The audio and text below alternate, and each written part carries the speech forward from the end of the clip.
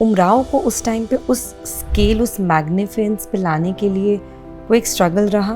वो एक ऐसा रॉयल दौर हमने देखा, एक ऐसा लखनऊ देखा जो बहुत इजीली रिक्रिएट करना आसान नहीं है। पैसे से फिल्म नहीं बनती है, वो एक नियत, इरादे और एक एहसास से बनती है। नहीं, उसकी अगर आपको खुशबू मिल जाए, एसेंस उसका मिल जाए, तो एक चेहरे के क्लोजअप में पूरा लखनऊ दिखता है। और भी चेहरे थे उस वक्त में। रेखा पे आपकी नज़र कैसे ठहरी? मेरी आंखें हैं अफसाना ख्वां दोस्तों। मतलब अफसाना जो है उसकी आंखों से बयान जब तक नहीं होगा तो अफसाना लोगों तक पहुंचेगा नहीं। और रेखा की नज़र में वो एक कशिश थी जो मतलब एक गिर के संभलने वाली बात होती है, एक लम्हे में कहाँ से कहाँ पहुंचा देती है आदमी को। ये आशा भाई किसकी चॉइस थी? खयाम साहब, आपको लगा, किनको लगा? It was a collective choice. I mean, पहले तो टेकिंग somebody else। उस दिन आशा जी से मैंने बात की जब फ़ोन पे, कहले आप तो मुझे, जब जयदेव जी कर रहे थे तो जयदेव जी ने कहा था मैं एक गाना तुमको दूंगा। अब देखिए खयाम साहब ने मुझे सारे गाने दे दिए।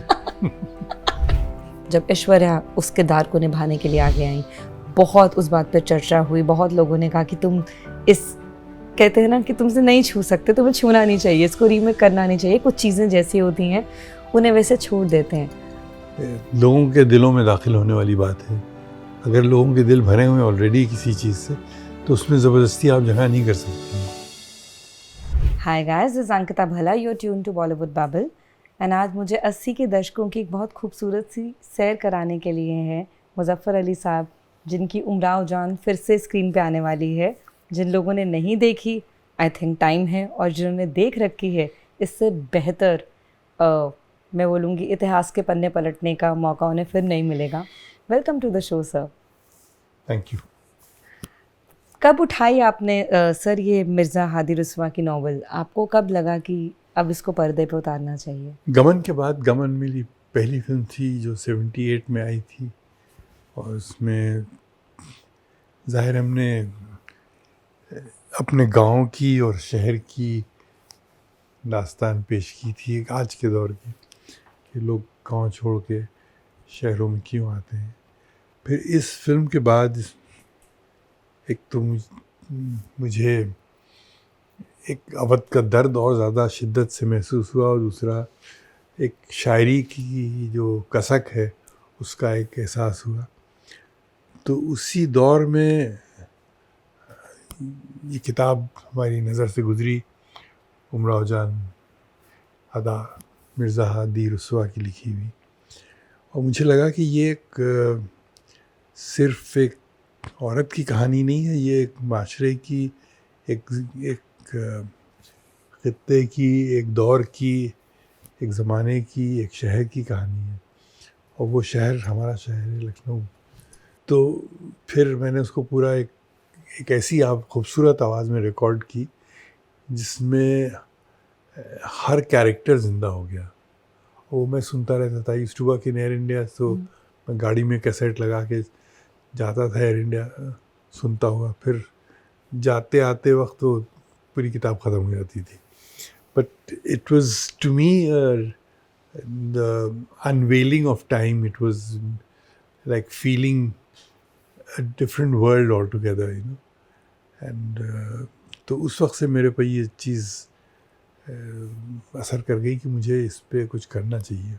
आप ये बात से मतलब मानते हैं कि अगर मैं आपको ये बोलूं कि उमराव जान को लोग बहुत हद तक एक टेक्स्ट बुक फिल्म के तौर पे भी देखते हैं, कि किसी ने लखनऊ की हेरिटेज, उसकी गलियां, वो क्राफ्ट, आर्ट, पेंटिंग्स, ब्यूटी, इससे बेटर कभी कैप्चर हुई नहीं। मैं जब भी पढ़ती हूँ तो लखनऊ के बारे में अगर कोई एक लेसन के तौर पे कोई फिल्म सबसे ऊपर नाम में आती है तो वो उमराव है। बल्कि वो तो पढ़ाई जाती है जी हाँ। उसके बाद फिल्म का अपना सफ़र है, उससे आदमी अलग तरीके के लेसन्स लेता है।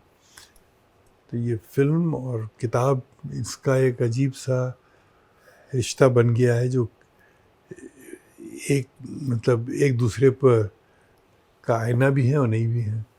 80 के दशक में सर, जब ये फिल्म आपने बनाई, उस टाइम पे पीरियड फिल्म्स इतने लार्ज ब्यूटीफुल स्केल पर बहुत कम फिल्में थीं इंडिया में जो तब तक बनी थीं। उमराव को उस टाइम पे उस स्केल, उस मैग्निफिसेंस पे लाने के लिए कोई एक स्ट्रगल रहा, क्योंकि वो एक ऐसा रॉयल दौर हमने देखा, एक ऐसा लखनऊ देखा जो बहुत इजीली रिक्रिएट करना आसान नहीं है।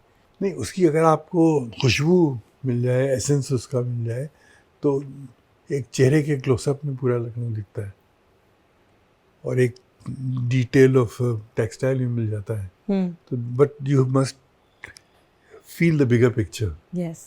So to feel the bigger picture, you have to have the bigger canvas in your mind, and then you can go into details and close-ups and do things and create wonders. You know, पैसे से film नहीं बनती है, वो एक नियत, इरादे और एक एहसास से बनती है।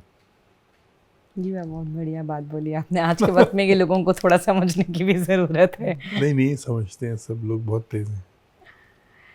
रेखा क्यों सर? मतलब मैं डिबेट ही नहीं कर रही, मैं कोई नहीं होती, क्योंकि मुझे लगता ही नहीं वो किरदार और कोई अब कर सकता है। नहीं, मैं पूछ लूँगा रेखा से कि आप कह रही थी क्यों उनको ले लिया। पर आपके जहन में एक फिल्म मेकर होने के नाते, एक जो कहानी आगे ले जाना चाहते हैं, और भी चेहरे थे उस वक्त में, रेखा पे आपकी नज़र कैसे ठहरी? उस कहानी में इतने पहलू थे, इतने डिमेंशंस थे, इतनी सेंसिबिलिटीज़ थी कि उसमें वो लड़की जो है वो इतने उतार चढ़ाव से गुज़रती है कि उसको मतलब जिसे कहना थी, गाह रोती हुई गाह हंसती हुई मेरी आंखें हैं अफसाना ख्वां दोस्तों। मतलब अफसाना जो है उसकी आँखों से बयान जब तक नहीं होगा तो अफसाना लोगों तक पहुँचेगा नहीं।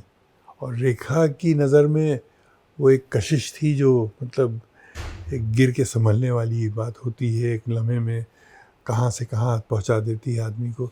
ये चीज़ रेखा में थी, and which I saw and I got really convinced that it's only she who can do it, and I'm not wrong, and I think I think आज भी हम कहीं पे भी उनकी कोई तस्वीर भी देखते हैं तो पीछे हमें गाना हमेशा इन आंखों की मस्ती से ही शुरू होता है। वो गाना आपने सिनोनिमस कर दिया उनके साथ, या वो गाना शायद हो गया सिनोनिमस उनके नहीं, साथ? उसमें मेहनत की, उतना खूबसूरत गाना जब तक है। आप उस किरदार में ना डूबें, जब तक उसकी ज़िंदगी में ना डूबें, और फिर उस डूब के उसको उसकी कहानियत से शायरी ना निकालें और उसको एक पूरा उसकी माइलस्टोन्स उसके ना बनाएं, तब तक वो चीज़ बनती नहीं है ना। तो मैंने तो जब शहरियार के साथ, शहरियार पढ़ाते भी थे, उमराव जान गमन में भी लिख चुके थे, इस बार हमने उनसे ये कहा कि देखिए आपको ये लिखना पड़ेगा। कहें कहा मुझे औरतों की शायरी करा रहे हैं। मैंने कहा नहीं, आप औरत मर्द के चक्कर में मत पड़िए, आपके सामने एक गज़ल आपकी पुरानी है, उसको लेके चलते हैं हम लोग। तो गज़ल थी, ये क्या जगह है दोस्तों, ये कौन सा दयार है, हदे निगाह तक जहाँ गुबार ही गुबार है। तो हमने कहा ये गुबार से हम लोग चलते हैं, और इस लड़की का गुबार कैसे पैदा हुआ, कहाँ से आई, कहाँ गई, क्या उसका एहसास था, क्या शुरू में उसमें लाचारी थी, फिर एक ऑप्टिमिज़म आई, फिर एक सेंस ऑफ कॉन्फिडेंस आया, फिर उसके बाद एक जिसे कहना चाहिए फ्रस्ट्रेशन या डिसइल्यूजनमेंट आया। तो ये we charted the whole thing out over time. It didn't happen overnight. You know, it took about a year or so to do the lyrics and the music. You know, पहले तो I got my lyrics very strong, because आमतौर से क्या होता है, when you don't have your lyrics strong, the music director influences you and you get आपको उसके हिसाब से लिखना फिर पड़ता है। कहते हैं हमारे पास राइटर है, they have their own writers. मैंने कहा राइटर तो शहरियारी हैं, मतलब फिर खयाम साहब उसके बाद आए? खयाम साहब बाद में आए, पहले तो जयदेव जी आ रहे। अच्छा। जयदेव जी ने कुछ कॉम्पोजिशंस की भी, तो उसके बाद उन्होंने वो he did beautiful job in गमन, बट इसमें कुछ वो लगा मुझे, the cake was not rising, you know. फिर हम लोगों ने गौर किया इस पे, फिर Khayyam was also very good, उनकी चीज़ें हम पे असर कर चुकी थी। तो हम फिर खयाम साहब पास गए, हमने कहा देखिए खयाम साहब, I have got the whole poetry together, he got a little jacked. सारा काम करके लाए हैं आप। हमने कहा इसी के साथ अगर आप कुछ कहेंगे तब्दीलियाँ तो कर लेंगे हम लोग, but this is the basic graph. तो he got it, he understood it, and he worked around it, and we made a few changes here and there, but basically we उसमें डूब के हम लोगों ने काम किया। और फिर same thing happened with Asha ji, she also. मैं पूछने वाली थी आशा ताई किसकी चॉइस थी, खयाम साहब आपको लगा, किनको लगा? It was a collective choice. I mean पहले तो I was taking somebody else. उस दिन आशा जी से मैंने बात की जब फ़ोन पे, कहले आप तो मुझे, जब जयदेव जी कर रहे थे तो जयदेव जी ने कहा था मैं एक गाना तुमको दूंगा। अब देखिए खयाम साहब ने मुझे सारे गाने दे दिए। तो मैंने कहा ठीक है, बट फिर भी वो she got so absorbed in the story and the lyrics and I mean उनकी तो एक अलग ही उड़ान थी। वो एक वक्त के बाद, अब अगर हम इतने सालों बाद देखते हैं तो ऐसा लगता है वो आवाज़ रेखा जी और आशा जी की एक होती है ना, एक बस सिंक हो गई, वो अलग तुम नहीं देख सकते। और लखनऊ से जुड़ गई जाके, क्योंकि लखनऊ का कोई नहीं है इसमें। तो I wanted the voice to come as if कि वहाँ की दीवारों से होके आ रही है, हवा से गुजरती हुई लोगों के दिलों में जा रही है। तो वो ही हुआ, लखनऊ की एक पहचान सी बन गई। एक और चीज़ सर जो बहुत बड़ा स्टैंड आउट था, लोग बात करते हैं पेंटिंग्स, आर्ट, क्राफ्ट की, मुझे लगता है कॉस्ट्यूम्स जो आपकी थी वो इतनी बारीकी, इतनी डिटेल से, वो आज भी रेफरेंस पॉइंट है सर। कितने और उसके जो इंटरप्रिटेशंस बने हैं, उनके पीछे वो ज्वेलरी, वो लुक, वो कैसे, वो आपका डिज़ाइन था, वो कैसे आया? हाँ नहीं, वो तो जाहिर है, मतलब I was authoring the whole thing. Yes. But I had a team. Subhashini was there. Then we had a very good team of people, and I think the inspiration came from all the my memories. You know what I mean?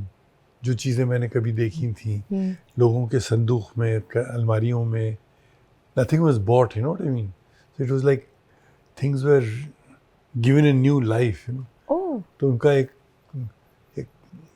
Palette भी, एक उनका Bentley palette, उसमें से evolve होता है, mood के हिसाब से उसके रंग हैं, मौसम के हिसाब से रंग हैं। वो तो एक दैट वाज अनदर ट्रिप। वो जो चीज़ थी वो कोई समझ नहीं सकता है। Costumes need another interview. Costumes is costume, it doesn't need any interview, it's just वो खुद बोलते हैं। नो आई मीन उसमें एक पूरा किसी को बैठ के एक रिसर्च हो सकती है, वो इतने खूबसूरत है। और आपकी बात सही है, वो हर मूड के हिसाब से रंग भी बदले, उनका ड्रेप बदला। I did color schemes and all that, you know, so मैं इसमें खुद ही लगा रहा। मैंने कहा ये एक मज़े की चीज़ है, फिल्म बनाना अलग चीज़ है और टेक्सटाइल्स के साथ खेलना एक अलग चीज़ है। मधुबाला मीना कुमारी के बाद अगर एक रेखा ही है जो शायद एक ऐसा दर्द भरा किरदार इतनी खूबसूरती से निभा पाई, और कोई और किसी और को देख नहीं सकता उस किरदार में। आप मानते हैं इस बात को? ये इंटरनेट रिएक्शन है जब ये न्यूज़ बाहर आई कि वैसे आपको मानना ना मानना है, मैं तो आपसे पूछूंगी ना सर, आप तो क्रिएटर हैं। I am the audience. मैं ये हिम्मत नहीं कह सकता हूँ। मुझे नहीं लगता मैं किसी और को इन्विजन कर सकती हूँ शायद उस किरदार में अब। बट आप इस चीज़ को कैसे देखते हैं? क्योंकि जब ये न्यूज़ बाहर आई कि फिल्म फिर से रिलीज़ होगी एक बार सिनेमाघरों में, तो ये इंटरनेट के रिएक्शंस में से एक था।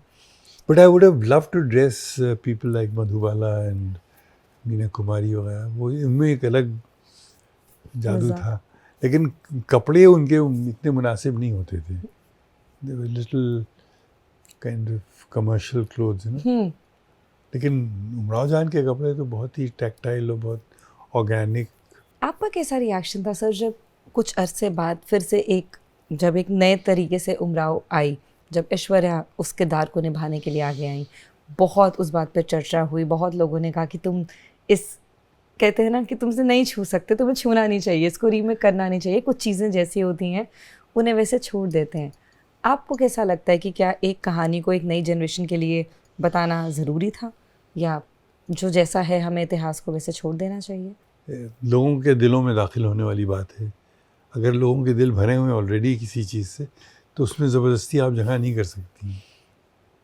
आप कुछ और सोचिए, दिलों में तो बहुत गुंजाइश होती है, लेकिन उस सब्जेक्ट को लेके फिर दिल के अंदर एक हंगामा बन जाता है।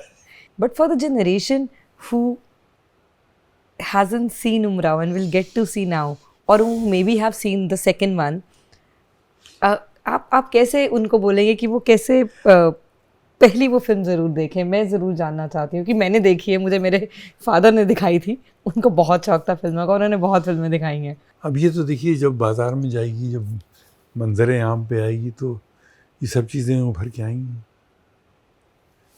लेकिन यकीन है मुझे कि एक उसी शिद्दत से, उसी गहराई से लोग उसको महसूस करेंगे जैसे तब की थी। और there'll be continuity of thought, you know what I mean? In homes, in cultures, in places, there'll be a lot of एक उसका एक अलग उसका मंथन होगा। आप आज के दौर में अगर फिर से कोई ऐसी कहानी लोगों को बताने के लिए उत्सुक हैं, कुछ ऐसा है आपके दिमाग में, आपके जहन में, जो आप फिर से पर्दे पर उतारना चाहते हैं? नहीं, I've got a very interesting script bank जो मैंने तैयार किया है पिछले 10-20 साल में, और उसमें मुख्तलिफ सब्जेक्ट्स हैं, and they all bound scripts, you know. अब वो कौन सा किसका नंबर आएगा पता नहीं, हो सकता है उमराव जान से ही रास्ते निकले, बट मेरा मानना ये है कि फिल्म जो है, it should be used for its highest and, you know. इतनी मेहनत जिसमें होती है, इतने लोगों की हिम्मतें और ताकतें सालों की मेहनत लगती हैं, सालों की, तो जब तक कि उसका कोई बहुत बड़ा मकसद ना हो, फिल्म बनाने से कोई फ़ायदा नहीं। I mean, film is a very very sacred and a very powerful art form, you know. Yeah. And you have to use it for its highest purpose. You can't use it for any just money making, you know, because you can make money through other things. Real estate है, और ये क्या नाम है, general merchandise है, इस चीज़ों से पैसे बन सकते हैं, नहीं? आर्ट तो आर्ट है सर। स्टॉक ब्रोकिंग है, और क्या शेयर स्टॉक्स है। हाँ। फिल्म के लिए, फिल्म तो एक तबर्रुक है, मतलब इंसानियत के लिए, उसको बहुत ही किसी आला काम के लिए इस्तेमाल करना चाहिए। बहुत रेयर होता है, और अगर आज हम इस टेक्नोलॉजी और इस एडवांसमेंट पे हैं कि हमें हमारी पुरानी फिल्में देखने को मिल रही हैं, आई थिंक हमें ज़रूर देखनी चाहिए, क्योंकि अपना सिनेमा अगर हम ही स्टडी नहीं करेंगे और हम ही चेरिश नहीं करेंगे, तो आगे ले जाने के लिए हमारे पास भी और कोई नोट्स नहीं है। जो आज बन रहा है ग्रेट है, लेकिन आई थिंक हमें अपने पास से भी उतना आई थिंक राब्ता रखना चाहिए कि हम उसको भी पढ़ते हुए आगे जाएं। So I am very excited to see this, and I hope कि जब भी स्क्रीनिंग पे मैं शायद आपको और रेखा दोनों को साथ में एक बारी और हम मंच पे देख सकें, ताकि आप हमें फिर से वो यादें ताज़ा कराएं। वो आप दोनों की बातचीत सुनने में और मज़ा आएगा, जो आप दोनों एक दूसरे से बातचीत करेंगे। हम लोग कर चुके हो जितनी करनी। हमें देखने का मौका दीजिए ना सर, हमारी जनरेशन वो नहीं तब देखी, आप देख सकती है। अब वहाँ हमारी बातें सुनने आएंगी या पिक्चर देखने? दोनों एक्चुअली, दोनों ही अपने आप में बहुत ही खूबसूरत एक्सपीरियंस रहेगा। बट थैंक यू ये करने के लिए। I am also fortunate to.